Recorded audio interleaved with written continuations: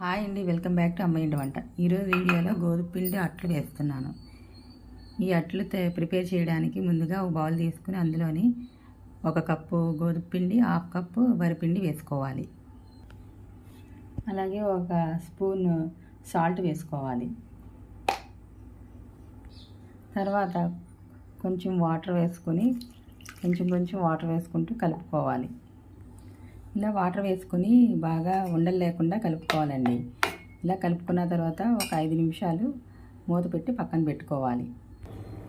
10 నిమిషాల తర్వాత ఇందులోనే కొంచెం వంట సోడా వేసుకోవాలండి. వేసుకొని బాగా కలుపుకొని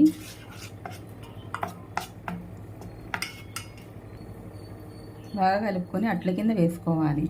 తర్వాత స్టవ్ వెలిగించుకొని పెనం పెట్టుకొని దాని మీద దోశ కింద వేసుకోవాలి. ఈ విధంగా దోశ కింద వేసుకోవాలండి. తర్వాత చుట్టూరు ఆయిల్ స్ప్రెడ్ చేసుకొని బాగా కాల్చుకోవాలి. ఇప్పుడు 2 వైపులా తిప్పుకొని కాల్చుకోవాలి.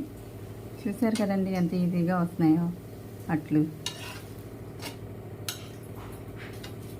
అంతేనండి, ఇలా తీసుకుని ఒక ప్లేట్లోకి సర్వ్ చేసుకోవాలి. మళ్ళీ ఇంకొక దోశ వేసుకొని చుట్టూరు ఆయిల్ స్ప్రెడ్ చేసుకోవాలి. ఈ దోశ వెరైటీ ఏంటంటే అండి, దీనికి కొంచెం కారం యాడ్ చేస్తాను. ఇది కారం దోశ అండి. దీని మీద కొంచెం ఆయిల్ కలిపిన కారం కలిపి దోశ మీద అలాగా స్ప్రెడ్ చేసుకుంటే చాలా టేస్టీగా ఉంటుంది. చూసారా ఎంత ఈజీగా వస్తుందో దోశ. ఇలా రెండో వైపు కూడా కాల్చుకొని తీసుకుని పక్కన పెట్టుకోవాలి. అంతేనండి, కారం దోశ రెడీ. ఈ వీడియో కనుక మీకు నచ్చినట్లయితే లైక్ చేసి షేర్ చేయండి. ఈ రెసిపీని మీరు ట్రై చేసి నాకు కామెంట్లో పెట్టండి.